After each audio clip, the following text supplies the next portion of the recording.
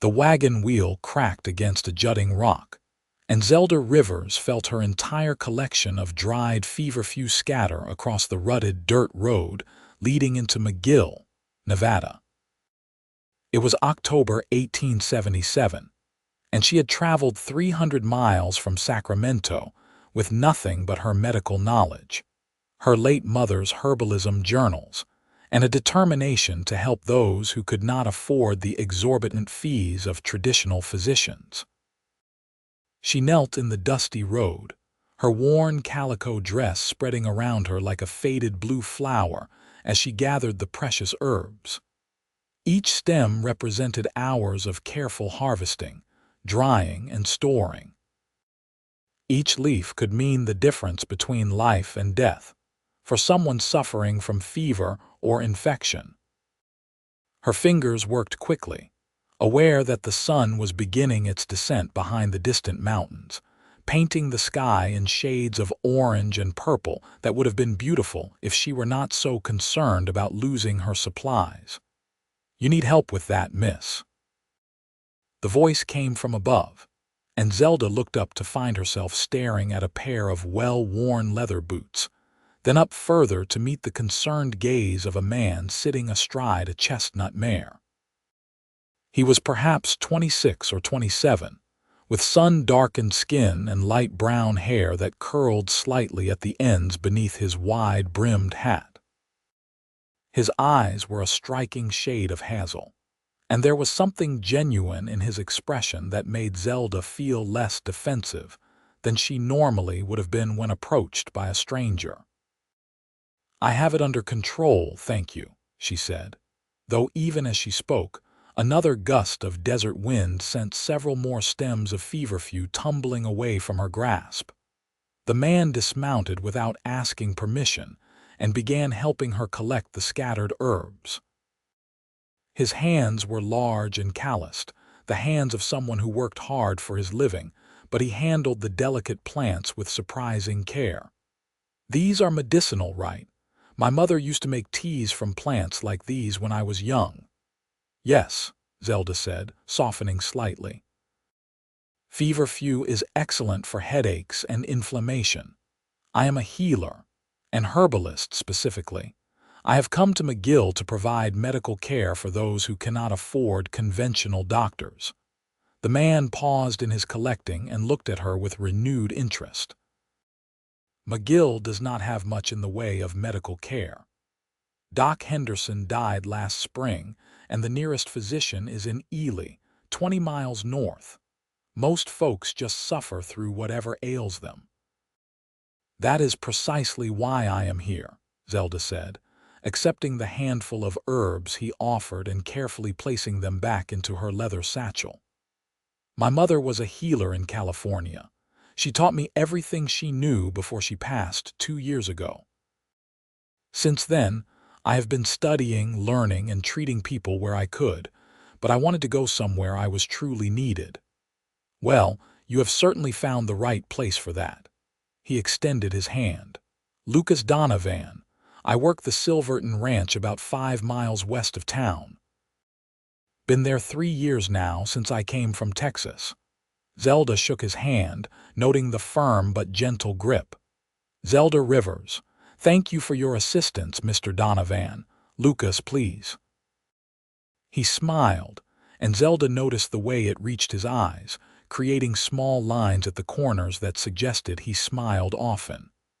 "Where are you planning to set up? McGill is not exactly a thriving metropolis. I was told there was a boarding house run by a Mrs.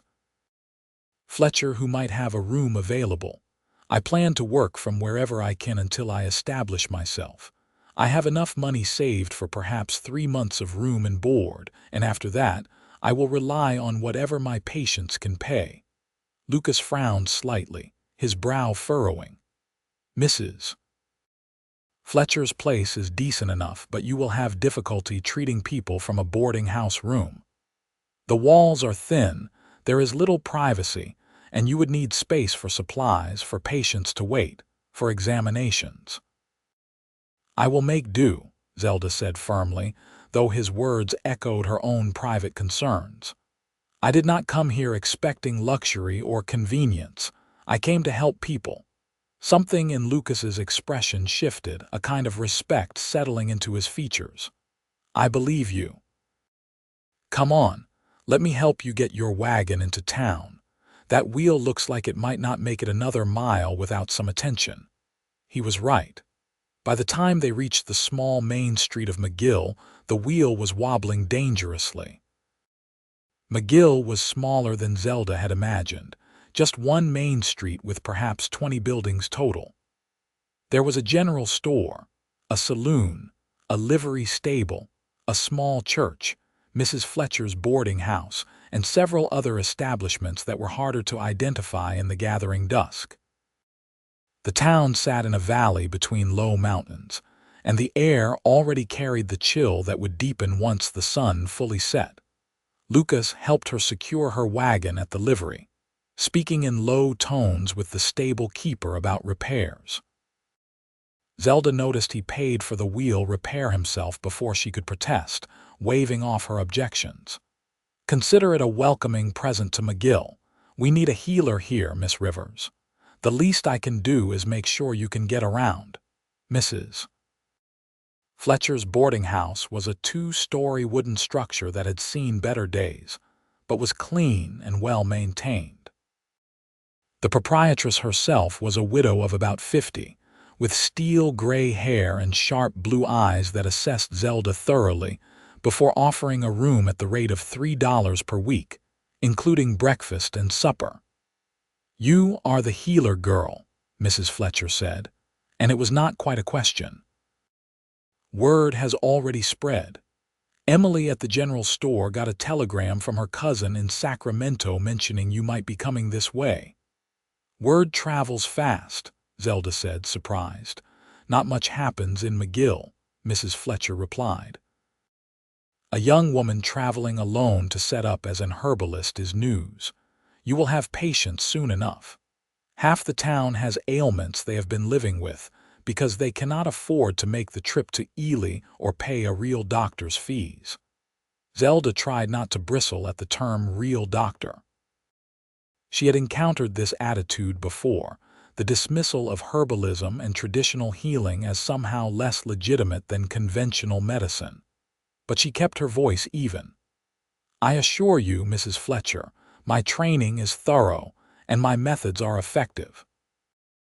We shall see, the older woman said, but her tone was not entirely unkind. Your room is upstairs, second door on the right. Supper is at 6. Lucas carried Zelda's trunk upstairs for her, setting it down in the small but clean room that would be her home for the foreseeable future. The space contained a narrow bed, a washstand, a small table with one chair, and a wardrobe that tilted slightly to the left. A single window looked out over the main street. Thank you, Lucas, Zelda said, meaning it. You have been very kind. He nodded, lingering in the doorway. If you need anything at all, you can leave word at the general store or the saloon. I come into town most Saturdays, sometimes during the week if there is business to attend to. I meant what I said about McGill needing a healer. I hope you find your footing here. After he left, Zelda sat on the edge of the bed and allowed herself a moment of doubt. The room was so small, smaller even than her modest quarters in Sacramento had been. How would she examine patients here? How would she store her herbs and tinctures properly? How would she manage to build a practice substantial enough to support herself? But she had not come this far to give up before she had even begun. She rose and began unpacking, arranging her supplies as best she could, her mother's journals carefully placed on the small table. Tomorrow she would begin introducing herself to the town, letting people know she was available to help. The rest would have to unfold as it would. The next morning, Zelda woke to the sound of someone knocking urgently on her door. She dressed quickly and found Mrs. Fletcher in the hallway, still in her nightdress, looking worried. There is a man downstairs. His daughter has been burning with fever for 2 days. He heard you were here. Zelda grabbed her medical bag and hurried down to find a grizzled miner clutching his hat, his face creased with worry. His name was Joseph Kern, and his daughter Martha was 8 years old. He led Zelda to a small shack on the outskirts of town where his daughter lay on a pallet, her face flushed, her breathing shallow. Zelda examined her carefully, checking her pulse, looking at her eyes and throat, feeling the heat radiating from her small body. When did the fever start? 2 days back, like I said. She was playing in the creek with the other children, and that evening she complained of being cold.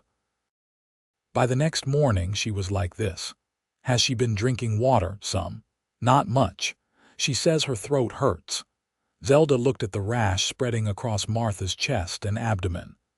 I believe she has scarlet fever. It is serious, but if we act quickly, she will recover.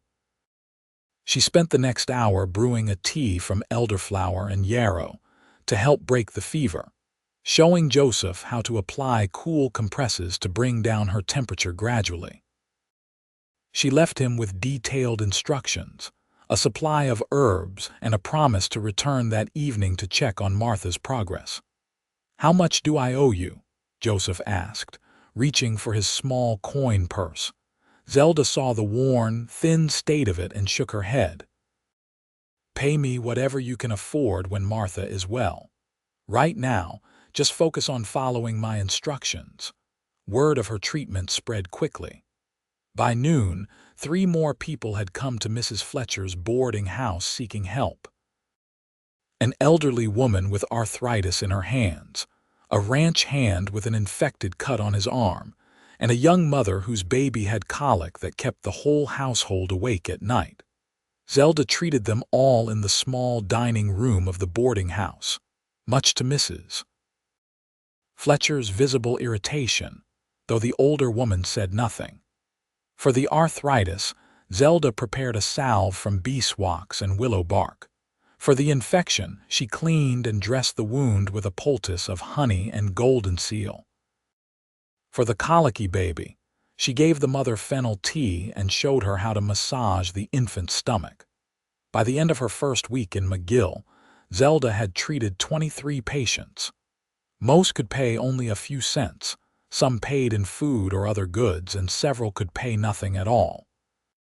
She kept careful records of each patient, their symptoms, her treatments, and the outcomes. Her mother had taught her the importance of documentation, of learning from each case. The problem of space was becoming critical. Mrs. Fletcher had been patient, but having a parade of sick and injured people through her boarding house was disrupting her other guests. Zelda was sitting in the dining room one evening, trying to figure out a solution, when Lucas Donovan walked in. She had seen him twice during her first week, once when he came to have her look at a burn on his hand from a branding iron, and once when they happened to cross paths in front of the general store. Each time, she found herself pleased to see him, though she could not quite explain why. There was something steady about him, something reliable. "Good evening, Miss Rivers," he said, removing his hat. "I heard about Martha Kern. Her father says she is recovering well." "She is," Zelda confirmed, smiling. "The fever broke yesterday and she is eating again. She will be back to her usual self within a week." "That is good news." Lucas glanced around the dining room, taking in the makeshift examination area Zelda had created in one corner. "This is not working well, is it?" Zelda sighed. "Mrs. Fletcher has been more than patient, but no, this is not a sustainable situation. I have been asking around town about other spaces I might rent, but there is little available, and what exists is beyond my current means." Lucas pulled out a chair and sat down across from her. "What if you had a proper space? A small building, nothing fancy but with enough room for an examination area, a waiting space and storage for your supplies. That would be ideal, but as I said, I cannot afford it. I am barely covering my room and board with what my patients can pay." "Most of them have so little, Lucas. I cannot in good conscience charge them more than they can afford. What if you did not have to pay for the building? Zelda looked at him sharply. I do not accept charity if that is what you are suggesting. It is not charity. It is an investment in the health of this community. Lucas leaned forward, his expression earnest. I have been working at Silverton Ranch for 3 years, and I have been careful with my wages. I have some money saved, and I have been thinking about what to do with it. Building you a clinic seems like the best possible use. Lucas, no, I could not possibly accept such a generous offer. It is too much. Why? You are providing a vital service to people who desperately need it. You are making a real difference, Zelda. I have seen it in just 1 week. Do you know what happened to John Davies last year? He cut his leg while working at the mine, and the cut became infected. By the time he made it to the doctor in Ely, the infection had spread so badly they had to amputate. He lost his leg because there was no one here to treat him immediately. If you had been here, that might not have happened. Zelda felt the weight of his words. She had come to McGill to help people, but she had not fully considered what her presence might mean in terms of preventing the kind of tragedies Lucas described. Even if I agreed, she said slowly, such a project would be expensive. Building materials, labor, time, it could take months. I can do most of the building myself, Lucas said. I grew up working with my hands. My father was a carpenter in Texas before he passed. He taught me well. And I have friends who would help. As for materials, there is a sawmill in Ely and I know the owner. I can get lumber at a fair price. Why? Zelda asked softly. Why would you do this for me? You barely know me. Lucas was quiet for a moment, his hazel eyes steady on hers. Because I have spent the last 3 years working hard, saving money, and not really knowing what I was saving it for. When I met you on that road, when you told me why you had come to McGill, I felt something click into place. Like this was what I was supposed to be doing, helping you help others. Does that sound foolish? No, Zelda said, her heart beating a little faster. It does not sound foolish at all. They talked for another hour discussing practical details. There was a plot of land at the edge of town, not far from the boarding house, that was owned by a man named Thomas Wright who lived in Ely. Lucas thought he could negotiate to buy it cheaply. The clinic would be small, just one large room that could be divided with a curtain for privacy, but it would be sturdy and weather-tight. I will pay you back, Zelda insisted. Once my practice is established, once I am earning enough, I will repay every cent. Lucas nodded, though something in his expression suggested he was not particularly concerned about being repaid. We can draw up an agreement if it makes you feel better. But honestly, Zelda, I am not doing this expecting repayment. I am doing it because it is the right thing to do. Over the next several weeks, Zelda watched in amazement as Lucas turned his plan into reality. He negotiated the purchase of the land, arranged for lumber to be delivered from Ely, and began construction. He worked on the clinic every spare moment he had, often by lamplight after his long days at the ranch. Other men from town began helping too. Joseph Kern, grateful for his daughter's recovery, spent his Sundays working alongside Lucas.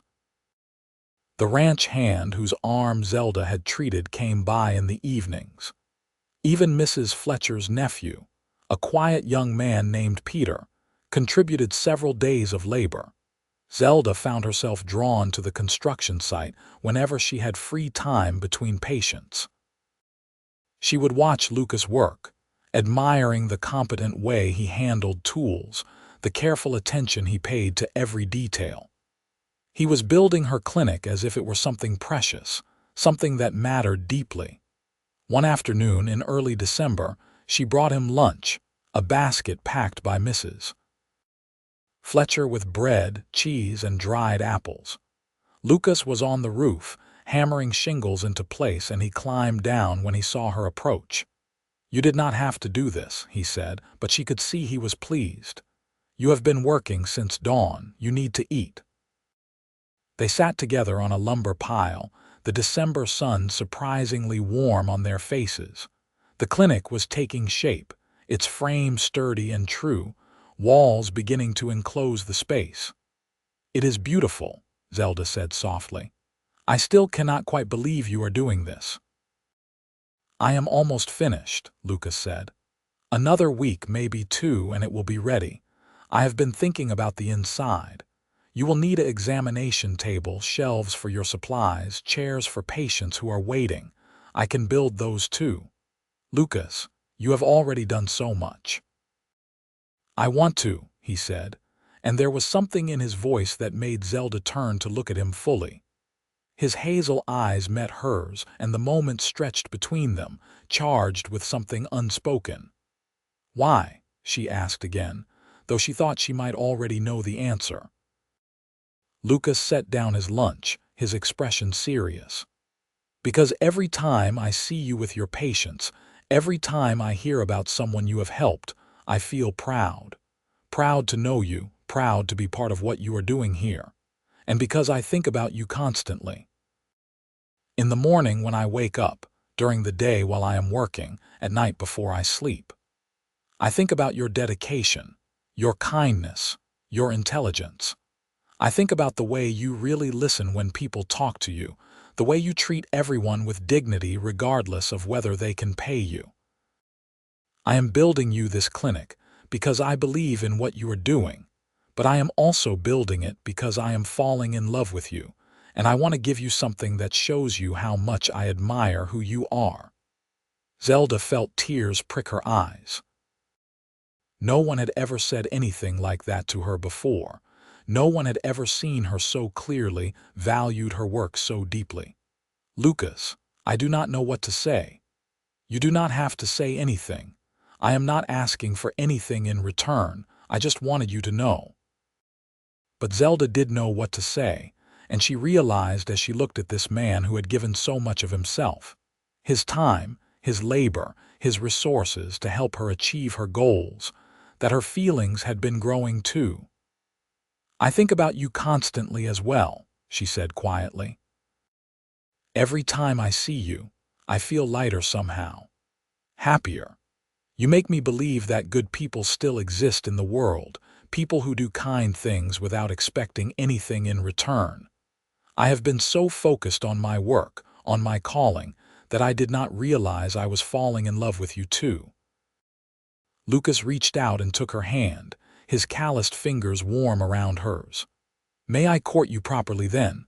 Take you to dinner, accompany you on walks, spend time together beyond the building of this clinic?" "I would like that very much," Zelda said, and when he smiled, she felt her heart soar.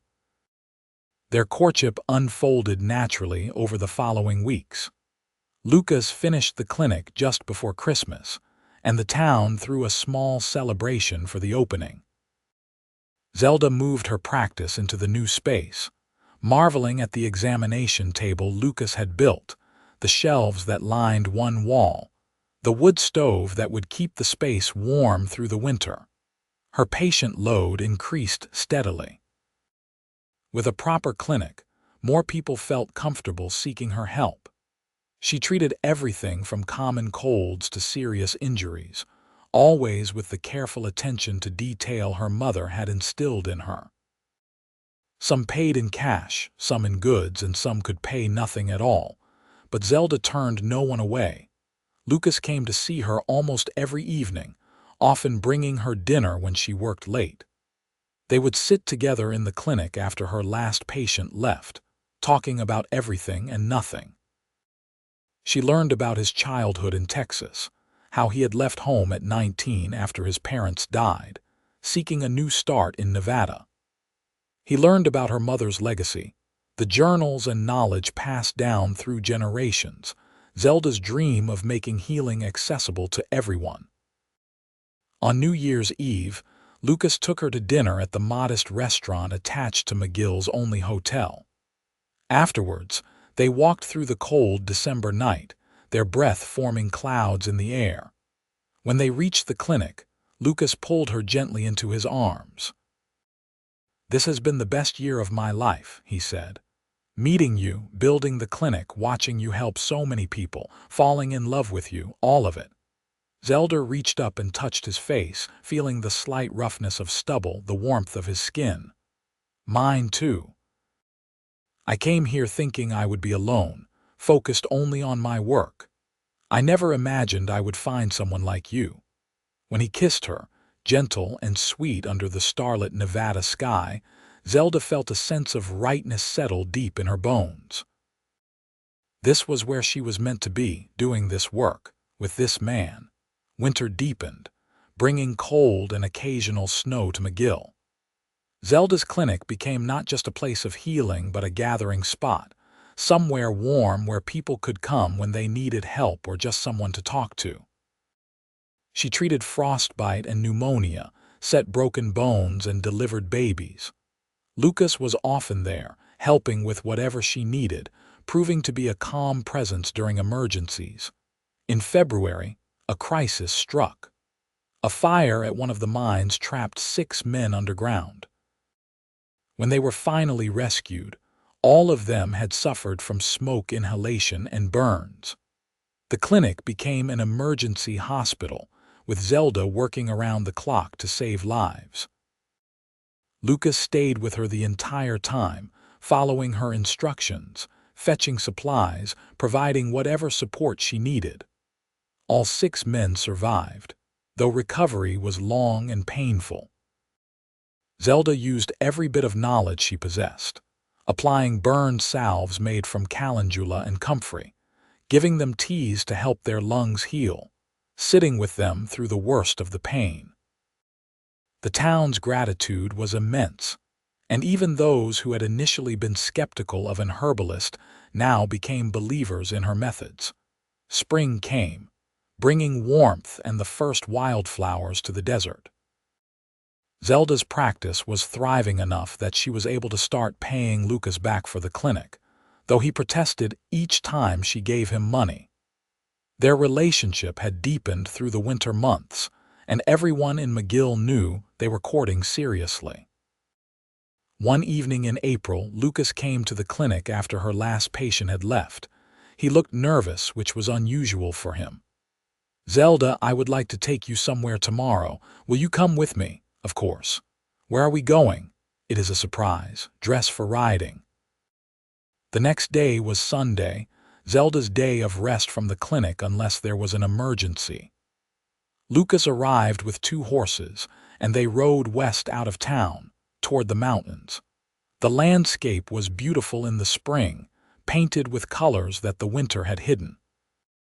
Wildflowers dotted the hills, and the air smelled of sage and possibility. They rode for about an hour, until they reached a small valley nestled between 2 hills. A creek ran through it, lined with cottonwood trees just beginning to leaf out. The land was green and peaceful, and Zelda could hear birdsong echoing across the valley. Lucas dismounted and helped her down from her horse. "What do you think of this place?" "It is beautiful, peaceful. I do not think I have ever been here before." "You have not." "It is part of the Silverton Ranch property, but it is not used for much. The grazing is not great here, too many trees, too much rock, but I have been thinking it would be a good place for something else." "What do you mean?" Lucas took her hand, his hazel eyes serious. "Zelda, this past year with you has been the happiest of my life. Watching you work, seeing the difference you make, falling more in love with you every single day. I want to spend the rest of my life with you. I have been talking to the ranch owner, and he has agreed to sell me this land at a fair price. I want to build us a house here. Nothing grand, but solid and comfortable. A place where you could have a garden for your medicinal herbs, where we could raise a family if we are blessed with children. I know your clinic is in town and will always be important, but this could be our home, our place to rest at the end of each day, if you will have me." He reached into his pocket and pulled out a simple gold ring. "Zelda Rivers, will you marry me?" Tears spilled down Zelda's cheeks, but she was smiling. Yes, yes, Lucas, I will marry you. He slipped the ring onto her finger and then he was kissing her, and she was kissing him back, and everything felt absolutely perfect. They stood there for a long time, holding each other, looking out over the land that would become their home. They married in June, in the small church in McGill. It seemed like the entire town turned out for the wedding, all the people Zelda had treated, all the people whose lives she had touched. Mrs. Fletcher had sewn Zelda a simple but beautiful dress from cream-colored silk, and Joseph Kern's daughter Martha served as flower girl, scattering wildflowers down the aisle. Lucas stood at the altar in his best suit, his face alight with joy as Zelda walked toward him. When the preacher asked if he took Zelda to be his wife, his "I do" rang out clear and strong. Zelda's own vows were spoken with equal certainty, equal joy. The reception was held in the street outside the church, with tables of food brought by various families and music from a fiddle player who worked at the mine. Lucas danced with his new wife, spinning her around until she was breathless with laughter. "I love you, Mrs. Donovan," he whispered in her ear. "I love you too," Zelda whispered back, her heart so full she thought it might burst. They spent their wedding night at the hotel in McGill, but the next day Lucas took her to the valley where he had proposed. He had been working in secret for weeks, and a small house now stood where there had been only empty land. It was not finished, but the frame was up, the roof complete, and several rooms were already livable. "I wanted to surprise you," Lucas said, looking pleased with himself. "Some of the men from town helped. We have been working on it whenever you were busy with patients." Zelda walked through her new home, touching the walls Lucas had built, imagining the life they would create here. The main room would have a fireplace for cooking and heat. There would be 2 bedrooms, one for them and one for future children. There was even a small room Lucas had designated as her study, where she could keep her medical journals and continue her research.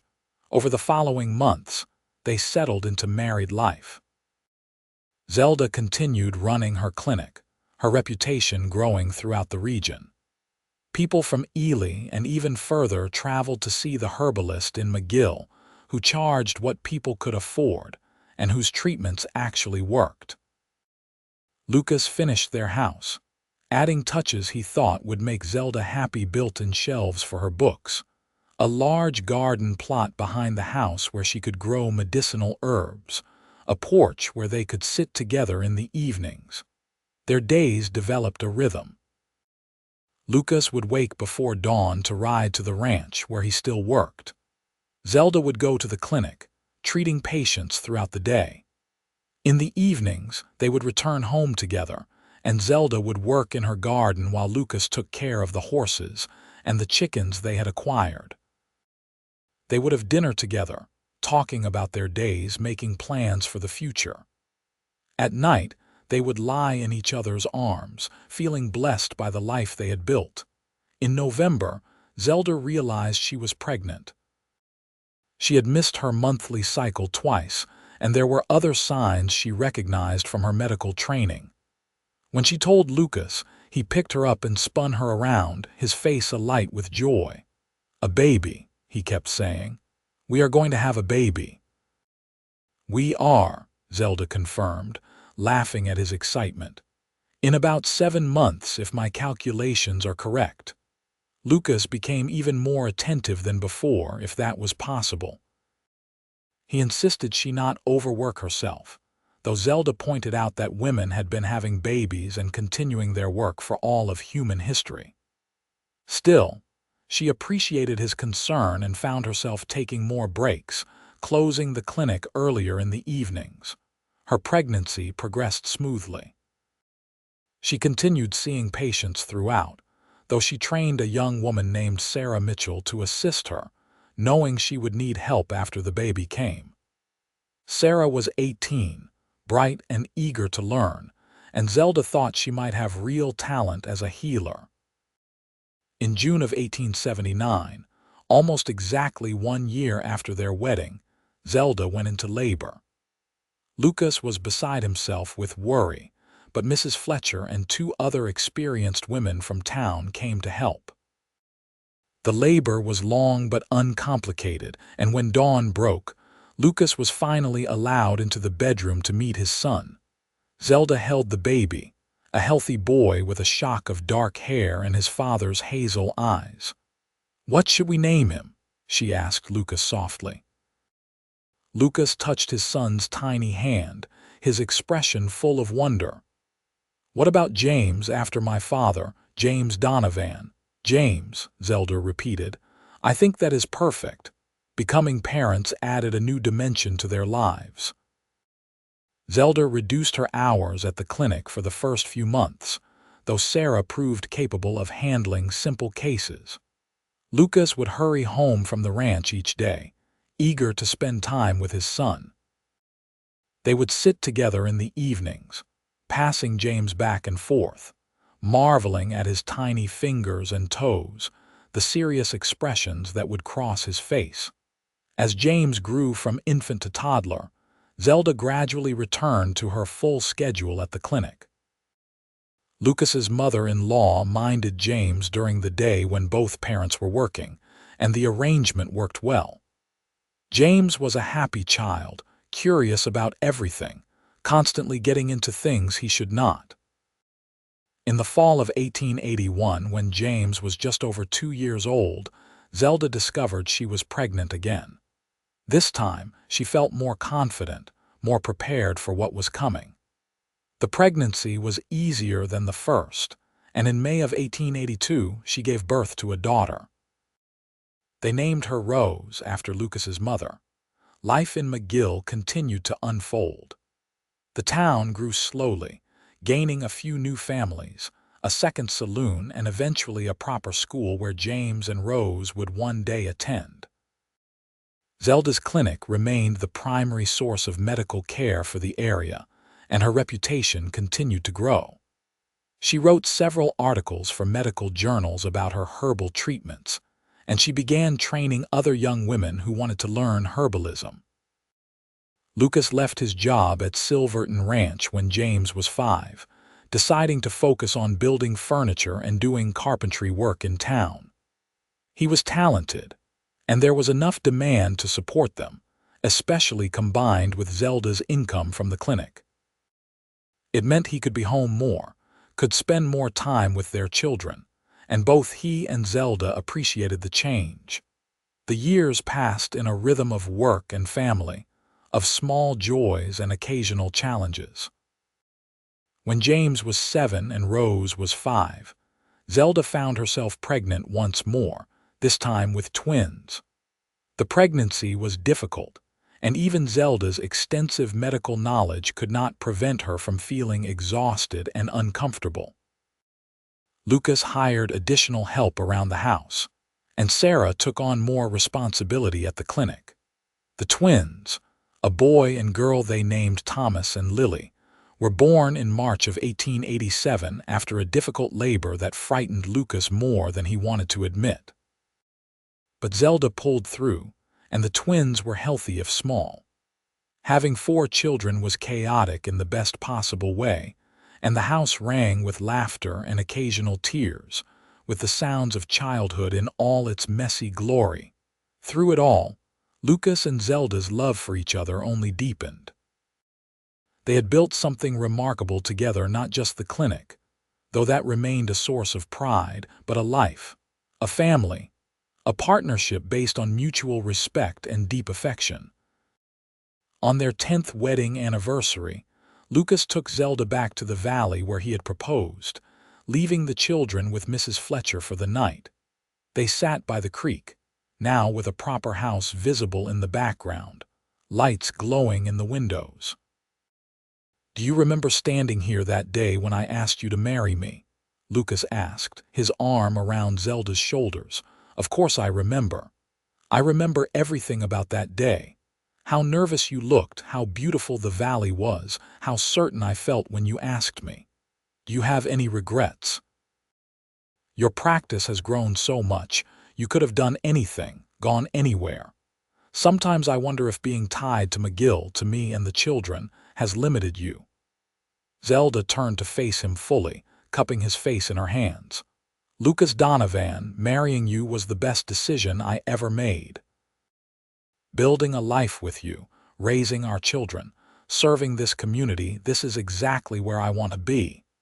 The clinic exists because of you. You built it for me when I had nothing but a dream and determination. You saw what I wanted to do and you made it possible. Everything good in my life has been made better by having you beside me." Lucas kissed her, soft and sweet. "I feel the same way about you. You make me want to be better, do more, give more. I look at our children and I see your kindness, your intelligence. I look at the clinic and I see all the lives you have saved and improved. I am so proud to be your husband." They stayed there by the creek until the stars came out, talking about their memories, their dreams for the future, the life they had built and would continue building together. When they finally returned home, their children were asleep, and Mrs. Fletcher was dozing in a chair by the fire. They thanked her and sent her home, then stood together in the doorway of the children's room, watching James, Rose, Thomas, and Lily sleep. "We made this," Lucas whispered. "All of this, together." "We did," Zelda agreed, leaning into him. "And I would not change a single thing." The years continued to pass. James grew into a serious, studious boy who loved reading and eventually decided he wanted to become a lawyer. Rose was more outgoing, interested in everything, always asking questions. She often accompanied Zelda to the clinic, showing an early interest in healing. The twins were still young, but Thomas was adventurous and constantly getting into scrapes that required Zelda's medical attention, while Lily was quiet and thoughtful, happiest when she was drawing or playing with her dolls. In 1890, when Zelda was 33 and Lucas 36, they faced their first real tragedy.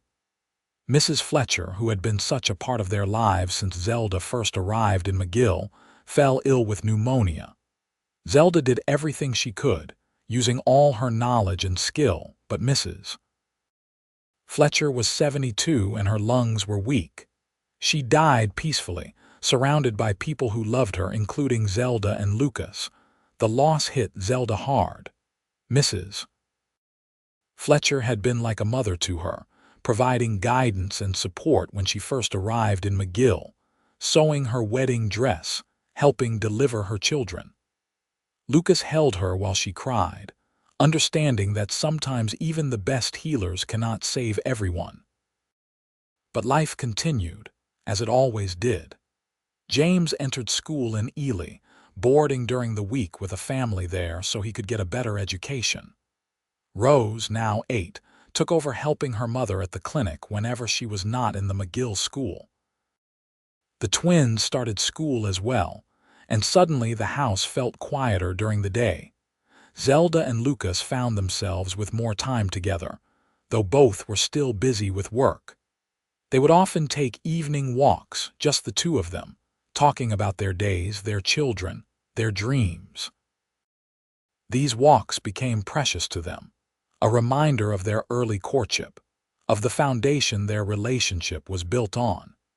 In 1895, when James was 16, he told his parents he had been accepted to a school in San Francisco that would prepare him for university and eventually law school.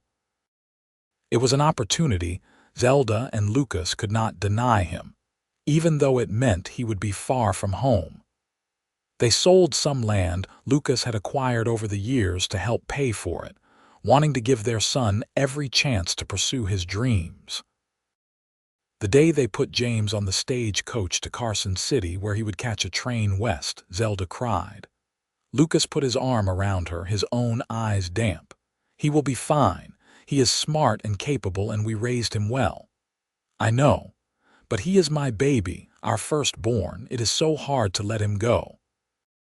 "We are not letting him go," Lucas said gently. "We are letting him grow. There is a difference." Rose, at 13, was increasingly interested in following in her mother's footsteps.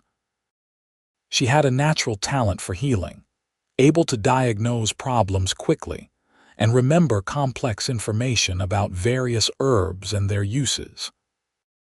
Zelda began training her more formally, teaching her not just the practical aspects of herbalism, but the philosophy behind it, the importance of treating the whole person, of listening carefully, of respecting each patient's dignity regardless of their ability to pay.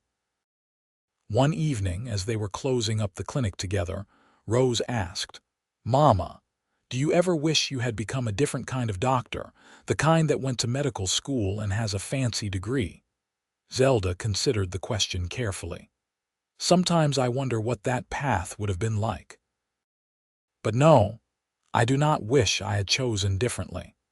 Medical schools do not admit women easily, and the training is expensive. More importantly, I believe deeply in the healing power of herbs, of treatments that have been used for generations. Conventional medicine has its place, certainly, but so does what we do. We help people who cannot afford conventional doctors, and we do it effectively. That matters." Rose nodded thoughtfully. "I want to be like you. I want to help people the way you do." Zelda hugged her daughter. "Then I will teach you everything I know."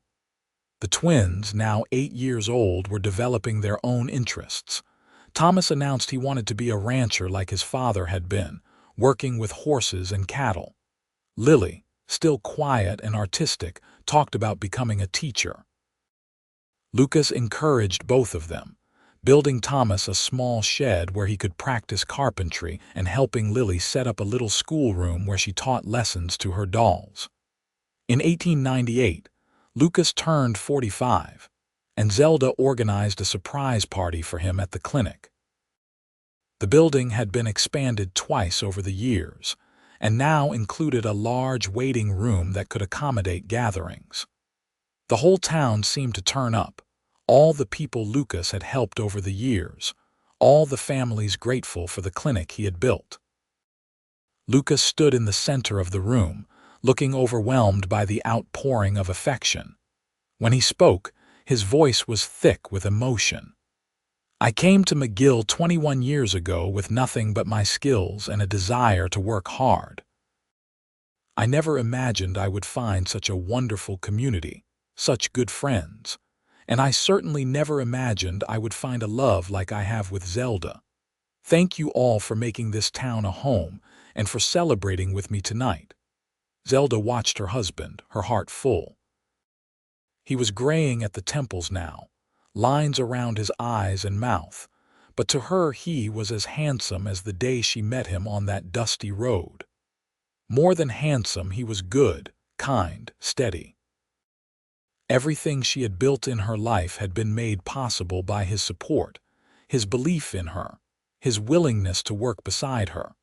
That night after the party, after they had returned home and checked on the children, Lucas and Zelda sat on their porch, looking out over the valley.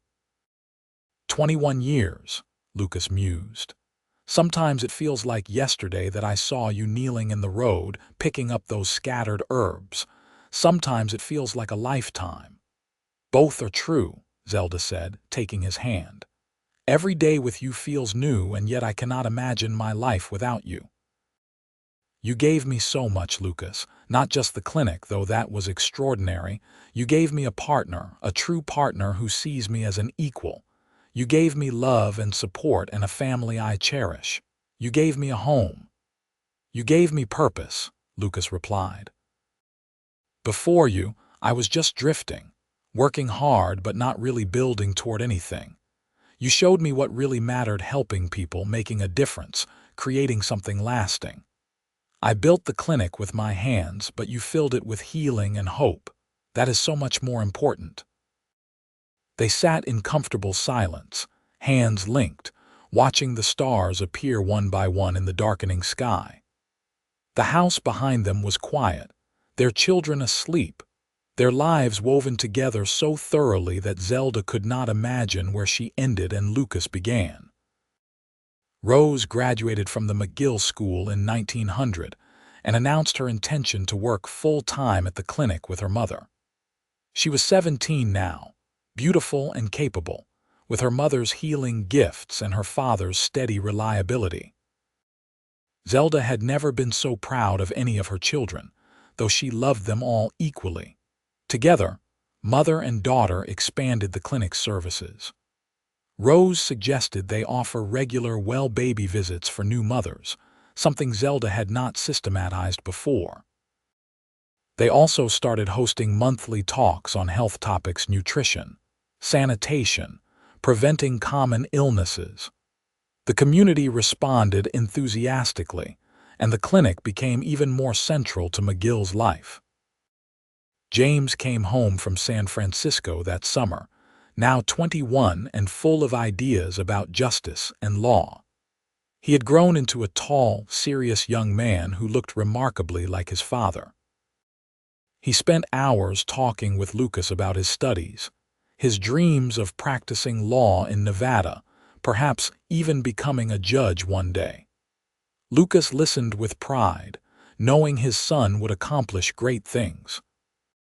Thomas, at 17, was working at Silverton Ranch, learning the ranching business from the ground up. He was strong and hardworking, and the ranch owner had already indicated he would offer Thomas a permanent position when he finished his schooling. Lily, also 17, was indeed planning to become a teacher and had been accepted to a teaching college in Carson City for the fall. In the summer of 1902, Lucas and Zelda celebrated their 24th wedding anniversary. Their children organized a party for them, inviting friends and family from throughout the region. Even James traveled from San Francisco, bringing with him a young woman named Catherine whom he was courting seriously. At the party, Lucas gave a toast. 24 years ago, I married the most remarkable woman I have ever met. She was and is brilliant, compassionate, dedicated to helping others. She has saved countless lives, trained the next generation of healers, and raised 4 incredible children. But more than any of that, she has been my partner, my love, my home. Zelda, everything good in my life comes from you. Zelda stood and raised her own glass, tears streaming down her face. Lucas, you say everything good comes from me, but you are wrong. Everything I have accomplished was made possible by you. You built the foundation, literally built it with your own hands that allowed me to do my work. You supported me, believed in me, stood beside me through everything. I love you more today than I did 24 years ago, and I will love you more tomorrow than I do today. The room erupted in applause, and their children gathered around them, hugging them both. It was a perfect moment, one Zelda would remember for the rest of her life. In 1903, James married Catherine in a ceremony in San Francisco, though they held a second reception in McGill so the whole town could celebrate. Catherine was a sweet, intelligent woman who worked for a women's rights organization, and Zelda liked her immediately. James set up his law practice in Carson City, close enough to visit regularly but far enough to build his own life. Thomas married a rancher's daughter named Helen in 1904, and they settled on a small piece of land near the ranch where Thomas worked. Lily began teaching at the McGill School in 1905, living at home with Lucas and Zelda, though she was courting a young merchant from Ely whom she would eventually marry. Rose continued working at the clinic, showing no interest in marriage, completely devoted to her healing work. She was 22 now, and Zelda sometimes worried that she was giving up too much for her career, but Rose seemed happy, fulfilled by the work. One day, a young man came to the clinic with an injured hand. His name was David Patterson, and he was a new teacher at the school, working alongside Lily. Rose treated his injury, and Zelda noticed the way her daughter's face flushed when David smiled at her, the way she stammered slightly when speaking to him. Over the following months, David became a frequent visitor to the clinic, often with minor ailments that Zelda suspected were excuses to see Rose. Rose, for her part, seemed flustered and pleased by the attention. Zelda watched the courtship develop with amusement and happiness, glad that her daughter was finding love while still pursuing her passion for healing. David proposed to Rose in the spring of 1907, and they were married that summer. Rose continued working at the clinic even after her marriage, and David supported her completely, often helping at the clinic after his teaching duties were finished. They built a small house near Zelda and Lucas's home, wanting to stay close. In 1909, Lily married her merchant, a kind man named Robert Hayes, and moved to Ely. She taught at the school there and seemed happy, though Zelda missed having her nearby. Thomas and Helen had their first child, a son they named Lucas after his grandfather. James and Catherine had 2 daughters and were doing well in Carson City, where James was making a name for himself as a lawyer who took cases for poor clients who could not afford legal help otherwise. Zelda, now 52, began to think about the future of the clinic. She and Rose were managing well, but Zelda could feel her age in ways she had not before. Her hands sometimes ached from arthritis, the same condition she had treated in so many patients over the years. Her energy was not what it once had been, though her mind remained sharp. One evening, she spoke to Lucas about her concerns. They were in their bedroom, preparing for bed, a routine they had performed together for over 30 years. "I think it is time to make Rose the primary healer at the clinic," Zelda said. "She is more than ready, and I am ready to step back a bit. Not retire completely, but reduce my hours, focus on training other young healers, maybe write down more of what I have learned over the years." Lucas nodded. "That sounds wise. You have accomplished so much, Zelda. No one could fault you for taking things easier now." "I am not stopping, just shifting. There is still so much I want to do, knowledge I want to preserve and pass on. But Rose is brilliant, and the clinic will be in good hands with her." Over the next year, Zelda gradually transitioned primary responsibility to Rose while she focused on other projects. She wrote extensively, creating detailed manuals about herbal treatments, diagnostics, and patient care. She held classes for young women interested in herbalism, training a new generation of healers. She also spent more time with Lucas, and they discovered a new phase of their relationship.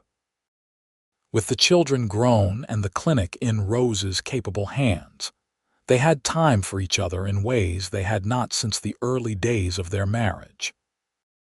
They took trips together, visiting James and Catherine in Carson City, traveling to San Francisco to see the city, going camping in the mountains Lucas loved. On one such camping trip in the summer of 1912, they lay under the stars, much as they had done on their wedding night. Lucas turned to look at Zelda, his face lined with age but his eyes still that same warm hazel that had first captured her heart. "I have been thinking about that day I met you," he said. "On the road outside McGill, you kneeling in the dirt picking up herbs. I knew immediately you were someone special.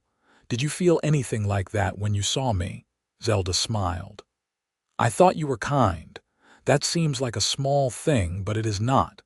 You helped without expecting anything, without making a show of it. That kindness, Lucas, it is the foundation of everything you are.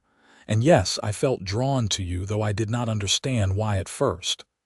34 years we have been together, more than half my life, the best half by far, for me too.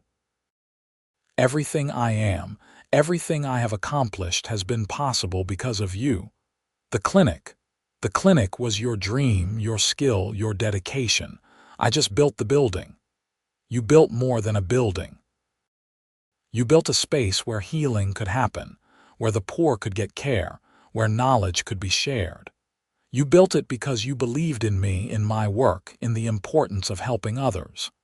That is your legacy, Lucas. All the people who have been healed in that clinic, all the lives that have been saved or improved, you made that possible. Lucas pulled her close, and they lay together, listening to the sounds of the night. I love you, Zelda. I have loved you since the day I met you, and I will love you until I die.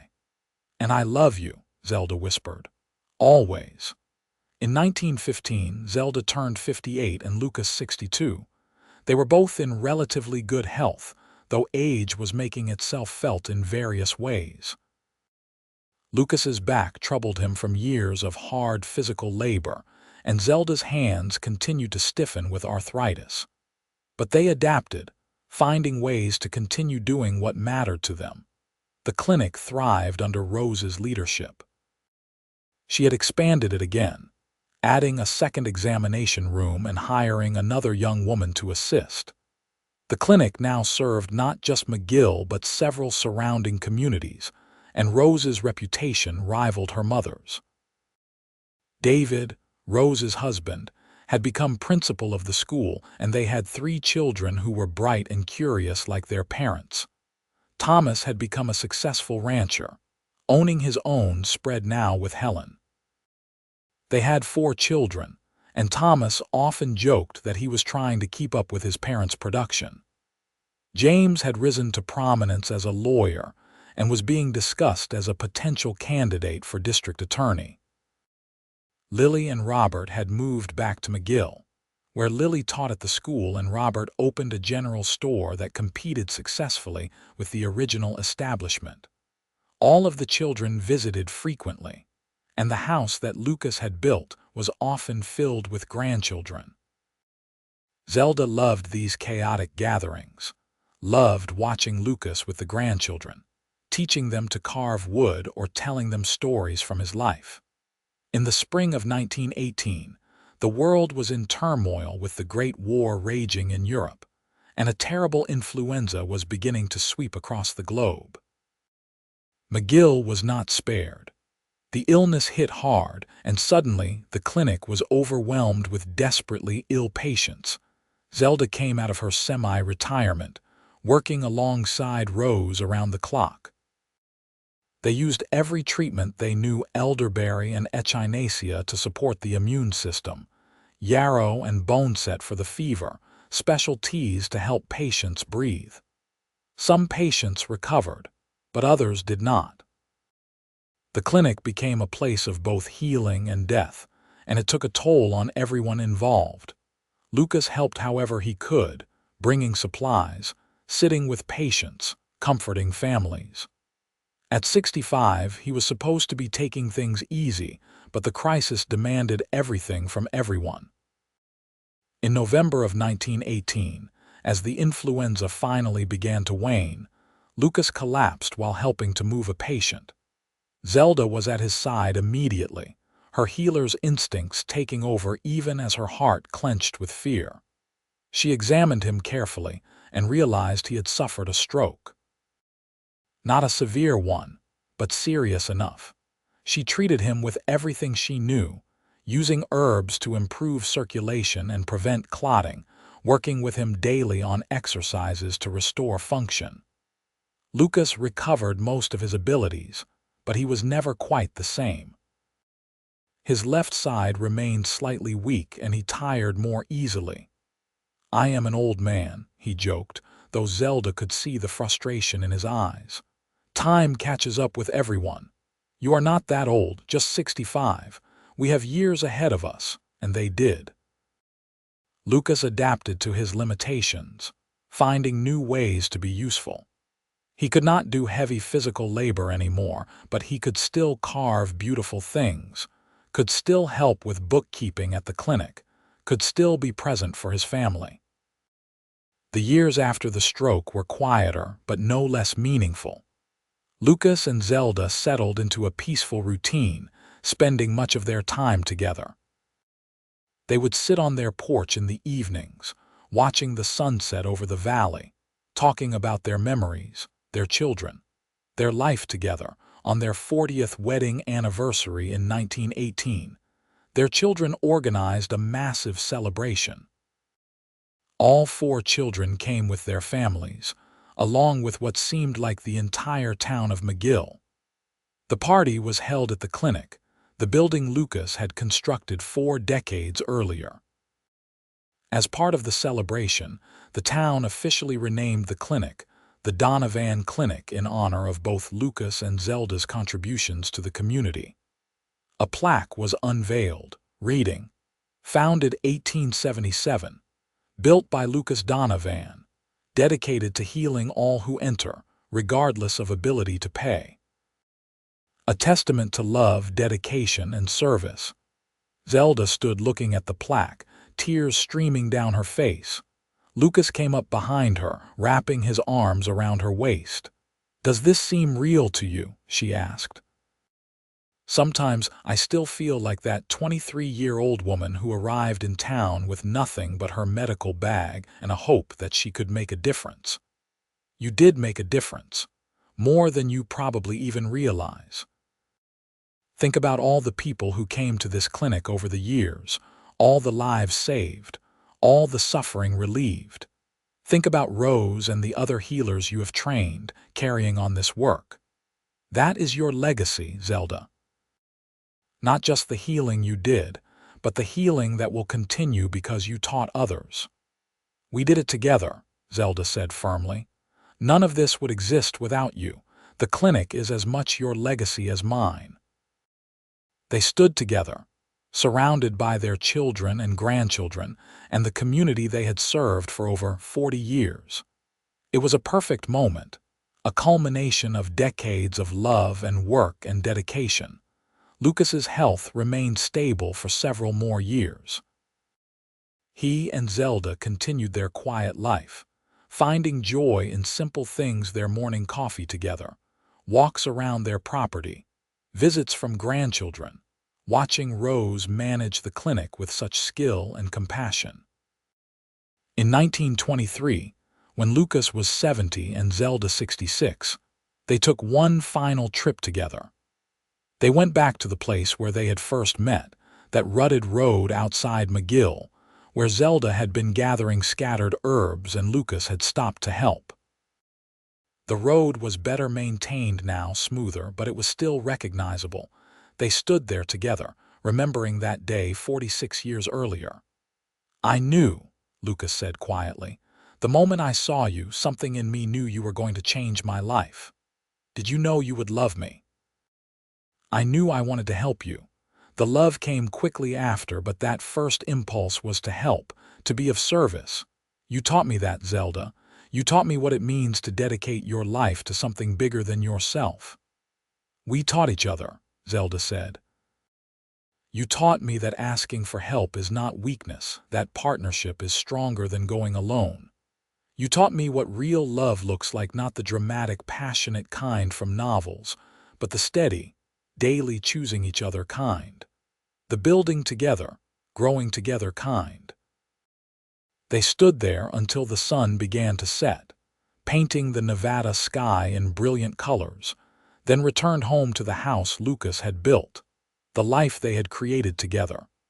Lucas died peacefully in his sleep in March of 1925, at the age of 72. He simply did not wake up one morning, lying next to Zelda as he had for over 46 years. She knew immediately, even before she opened her eyes, that he was gone. The knowledge settled into her bones like a weight. The funeral was enormous, the entire town of McGill turning out to honor the man who had done so much for them. His children spoke, Rose telling the story of how her father had built the clinic because he believed in her mother's dream. James talked about his father's integrity, the way he had shown them all what it meant to be a good person. Thomas and Lily shared memories of his patient teaching, his steady presence, his unconditional love. Zelda sat in the front pew of the church, surrounded by her children and grandchildren, and felt hollowed out by grief. How was she supposed to continue without him? How was she supposed to wake up in an empty bed, eat meals alone, make decisions without his input. Lucas had been her partner for more than 4 decades, the other half of herself, but she did continue, because that is what people do. She leaned on her children, who rallied around her with love and support. Rose moved temporarily into the house to keep her mother company. James traveled from Carson City every weekend for months to check on her. Thomas and Lily visited constantly, bringing grandchildren to distract her. Slowly, painfully, Zelda adjusted to life without Lucas. She found that she could still feel his presence in the house he had built, in the clinic he had constructed, in the children they had raised together.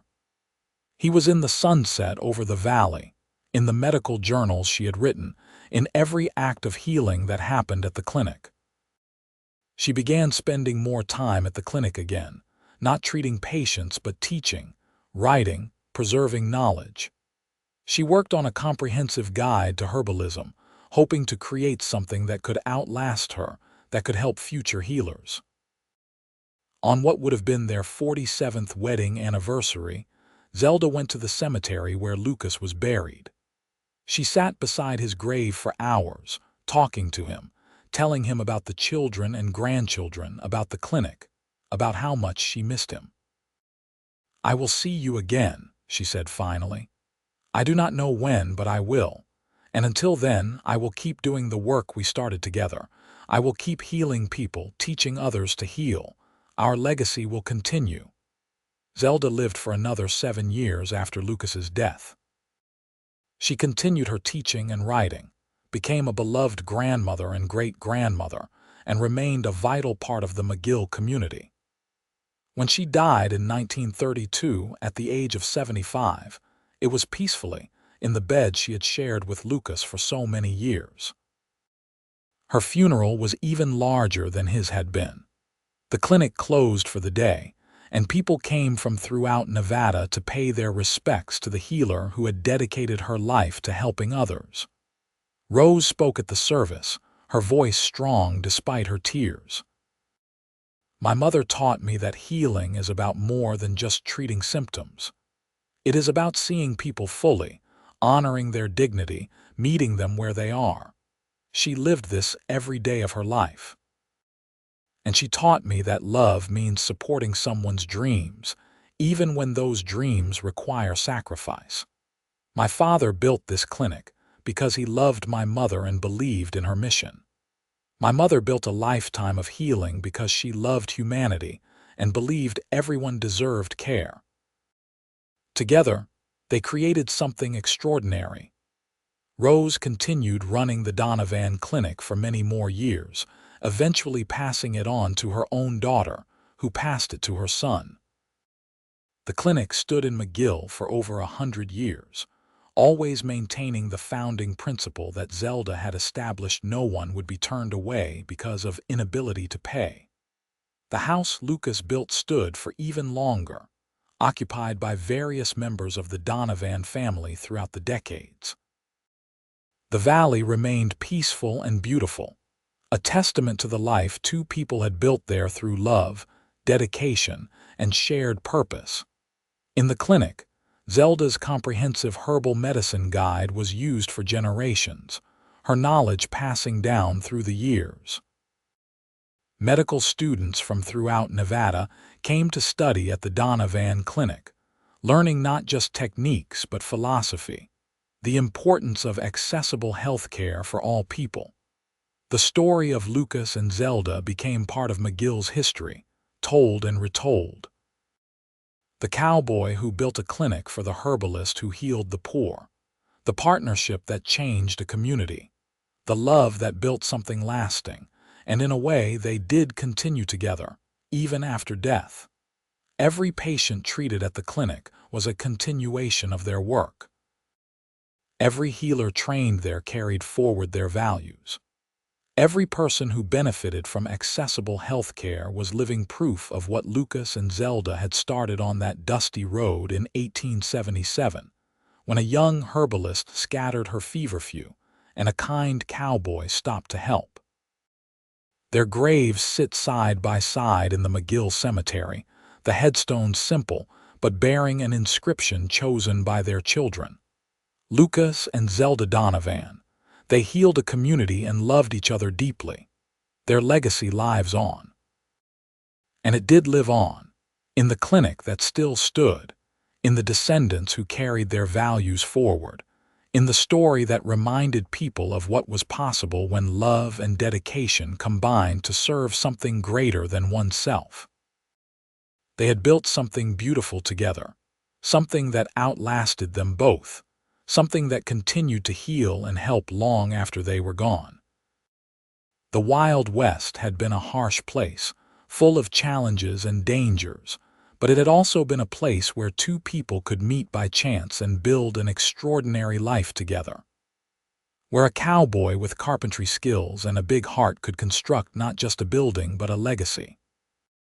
Where an herbalist with determination and compassion could heal thousands. Where love could flourish and grow and create ripples that spread far beyond what either of them could have imagined that first day on the road outside McGill. Their story was one of service and sacrifice, of dedication and determination, but most of all, it was a love story. The kind that mattered, the kind that built something lasting, the kind that changed the world in small but significant ways. And in the end, that was the greatest legacy of all.